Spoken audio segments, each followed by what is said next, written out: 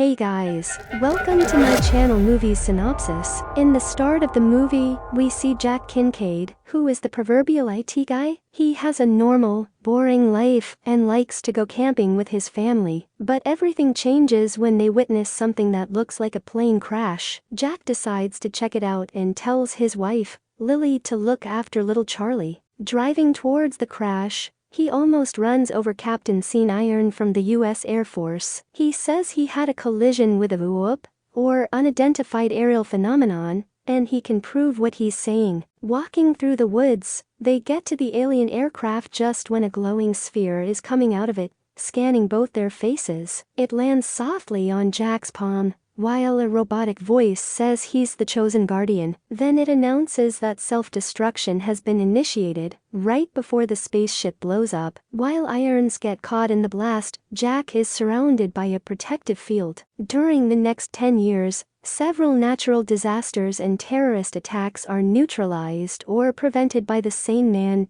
dubbed the Guardian by the media. But not everyone is happy about this superhero. Weapon manufacturers, for example, will have to eventually close their doors if the Guardian keeps on maintaining peace all over the world. Charlie is in middle school now and he's a huge fan of the Guardian. His science presentation is all about the hero's mysterious energy source. His friend, Burger, is shaking his head at this questionable choice of topic, but both of them freeze when the new student comes in. It's Maya Monroe, a girl who used to be their classmate before moving abroad in 5th grade. At the baseball game, we meet her old friend, Lizzie, and also Burger's brother, who likes to be called Big Mac. Charlie says his dad is not coming because he's always at a never-ending conference. Jack and Lily are divorced now, and the boy rarely sees them. After an unfortunate incident during the game, Big Mac drives the boys home. On the news, weapons magnate Ansel Argan is denying the bankruptcy rumors. Lily is on the phone with Jack. It's Charlie's birthday tomorrow, and his dad is trying to cancel their plans. But she says she'll drop the boy off at 6 no matter what. Waiting for them at the door, Jack apologizes for missing the game. Charlie comes in and asks about a mug he made him some time ago, but Jack can't find it. Things are not looking so good for Jack, so he brings out the big guns and brides Charlie with a Nintendo Switch and pizza, and that almost works as they start to have something similar to fun. But then a phone call ruins it all. Jack says something came up at work, and he needs to go away for a couple of days. Furious, Charlie refuses to accept any of the lame dad excuses. He calls Lily and tells Jack there's no need to hand him over. He's old enough to wait by himself for a few minutes. But, of course, he never called his mom at all, and it's Burger who actually shows up a few minutes later. To Charlie's astonishment, he brings Lizzie and Maya. As soon as he has a chance, Charlie apologizes to Maya for his behavior back in 5th grade. While he's trying to make coherent sentences, he accidentally sets in motion a Newton's cradle. The wall behind him starts to move, revealing a secret door with a numeric keypad. After a few tries, Lizzie gets it open by typing in Charlie's birth date. As Jack lives in a 2-story house, the kids are quick to call him lazy when they see it's an elevator. But when Maya decides to push the only button, the elevator car shoots downwards at an incredible speed and then stops abruptly. They find themselves in a huge underground facility packed with futuristic tech. Charlie touches a holographic panel, and a voice informs them that the current mission is taking place in New Zealand. Browsing through the mission's archive, they quickly recognize several events from recent news stories, all related to the guard sightings. It is evident now that they are standing in the middle of a superhero's secret headquarters. While Charlie refuses to believe that his beloved hero and his lame dad are the same person, the other three are fully convinced. Meanwhile, at Argon Tactics, Irons is working hard to unmask the guard and locate his energy source. Argon himself walks in, announcing that everyone is fired. He regrets the faith he once had in Irons,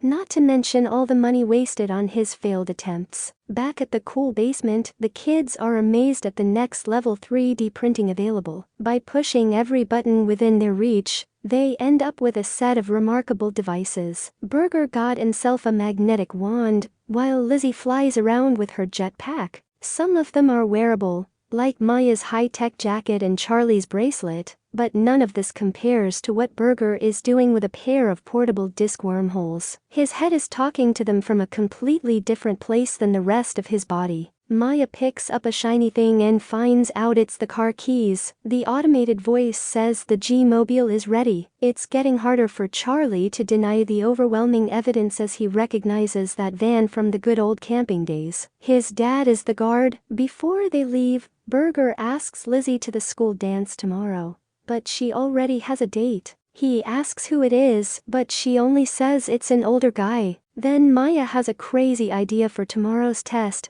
since their teacher ignored the fact that she has literally arrived today. So next morning at school, Lizzie completes Maya's test with a little help from the disc portals, almost caught by Miss Squint in the hallway. Burger quickly shoves the device into his locker and tells her it's an art project. After that, it's baseball time. Charlie throws the ball so fast that it makes a hole not only into Burger's glove, but also several concrete walls. All of them are happy about today as they hop into the G-Mobile, but you know what they say, it's all fun and games until someone picks up the alien signal from your stuff. Captain Iron's team at Argonne Tactics is a bunch of people with US states for code names. Virginia and Hawaii are now trying to pinpoint where the signal is coming from. Getting back at Jax, Lizzie goes upstairs to make a phone call, and Burger gives the other two some space for a heart-to-heart. While tactical vehicles surround the house unexpectedly, Charlie says he can't understand why his dad never trusted him with such a secret. That's Maya's cue to question his integrity, and we finally learn what happened in 5th grade. He chickened out from kissing her and then,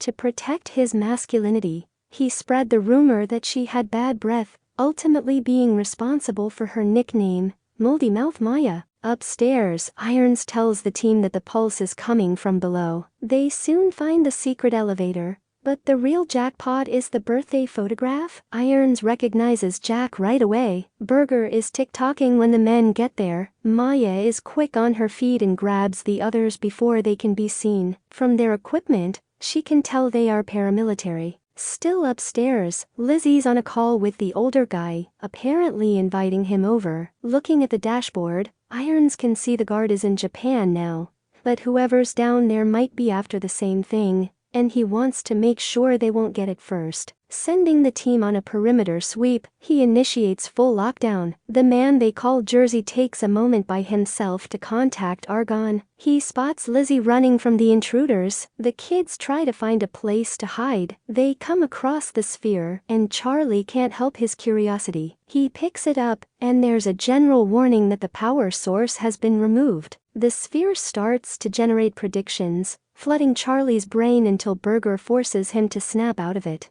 Irons is talking to them over the intercom, explaining that they're here for an object only and nobody needs to get hurt. Argonne makes an entrance and Jersey tells him about Lizzie. Hawaii steps in to say he refuses to harm children. Argonne asks him if he's okay with eliminating adults, and he says he's totally fine, so Jersey takes him down right there and then, one less adult in their way. Watching all this from the upper floor, Lizzie is terrified and ends up making a noise, with 2 guns pointed at her face. She starts begging for her life in the most teenage way conceivable, which includes pointing out that she's simply too pretty to leave this world. The doorbell rings, and Argonne asks her who else is coming down. At the headquarters, the kids are trying to understand what these people want. They figure out that this object they're after can only be the sphere. Burger wants to give it to the scary guys and go home, but Charlie says it's not theirs to give. Maya sides with Charlie in this one because there's no guarantee that these men will just let them go once they've secured the object.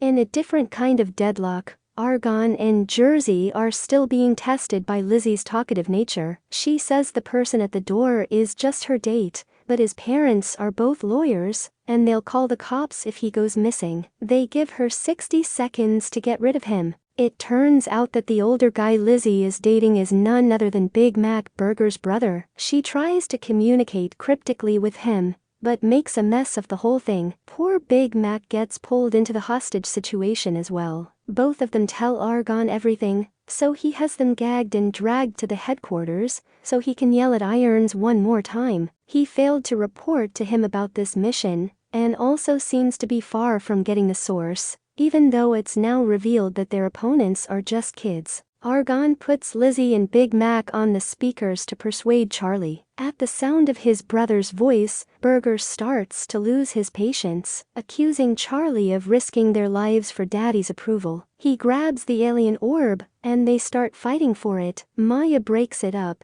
but Burger is too upset and decides to go solo. Now, it's just Charlie and Maya against this heavily armed team. Argon mocks the fanny pack on the guard's spare suit, while he casually comments his wish of blowing this whole place up as soon as they find the sphere. He tells Jersey it's time for phase 2. That's when Burger shows up, mumbling his grievances to himself. Startled by Argon's presence, he lifts up the magnetic wand in an involuntary movement that makes a heavy chair go flying towards Argon, knocking him out. Motivated by the accidental win, he takes the victim to his friends as an apology. They proceed to question him with some intermittent use of the magnetic wand. Argon explains to them how highly advanced the technology is enclosed in that very thing in Charlie's hands. Jack is a selfish idiot who's unlocked only a fraction of its powers, and refused to let others give it a try. He says he wants it to help solve the world's problems, and unlike Jack, he'll share the technology. Meanwhile, Lily is talking to her ex, who happens to be supersonically flying over the Pacific, and she knows all about that stuff. What they're fighting about is whether or not this is the right moment to tell their son that his dad is a superhero. But, of course, that becomes a minor issue when they realize that neither of them has the boy right now. The camera feeds from the headquarters give Jack some idea of the huge mess he's flying into, but he still can't imagine what's really happening right now. His son is talking to the militia guys with his best bad boy voice over the speakers, claiming to be with a highly trained group. He lets them know that they have Argon, they're willing to exchange him for Lizzie and Big Mac. The kids are released, and the two brothers have a brief moment of awkward rivalry. Argon is also free now, and he promises to let them all go in exchange for the orb. But the moment he has his hands on it, he tells his men to lock the kids up. Iron seems to have questions about the next steps, and while Argon is telling him some lame excuses to delay the public announcement, parts of the sphere come out in his hand. He then realizes it's a fake. The kids have just printed a replica. Maya activates the emergency shutoff, and everything goes dark. They try to make a run to the elevator, but a grenade stops them, and the blast makes Charlie drop the orb, and it falls right into Jersey's hands. The kids have a clear path to the exit now,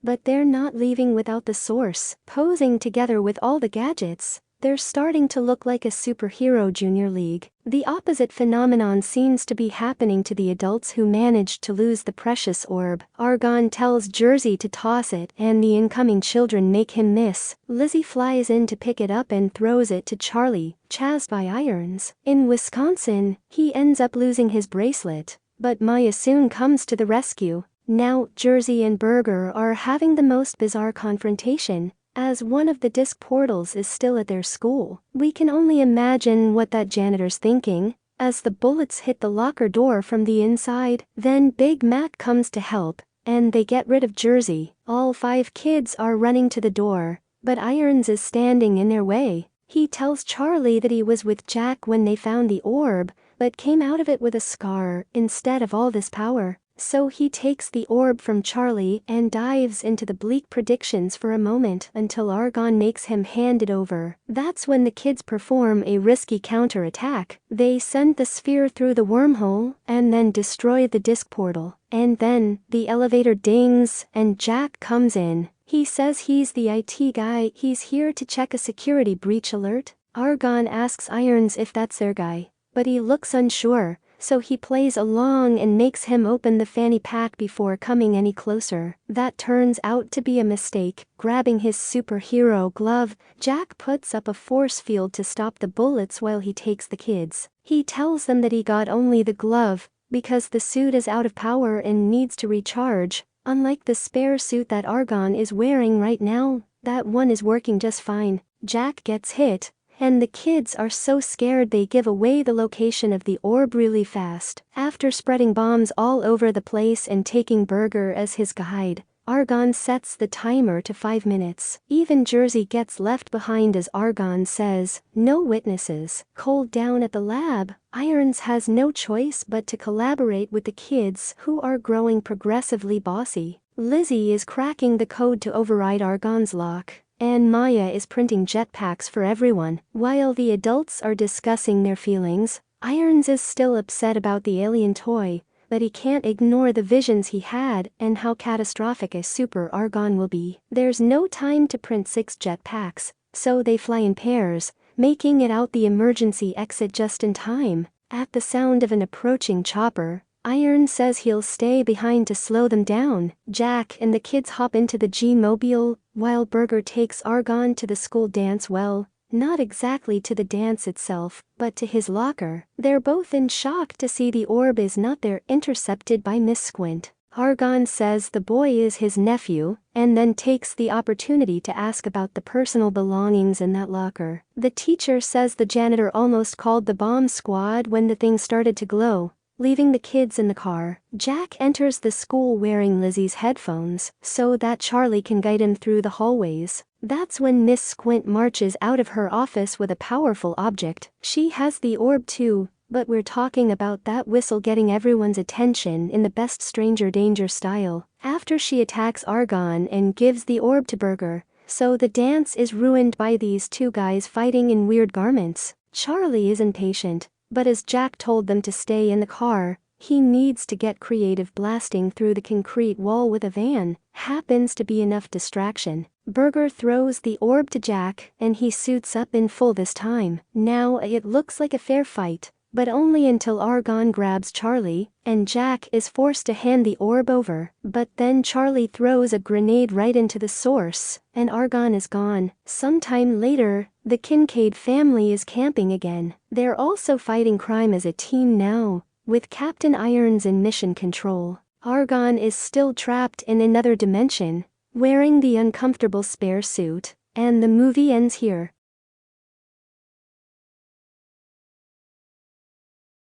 Thanks for watching. I hope you liked the video explanation. Remember to leave a like and subscribe to my channel, Movie Synopsis. I'll see you in my next video. Ta-ta, bye-bye and take care.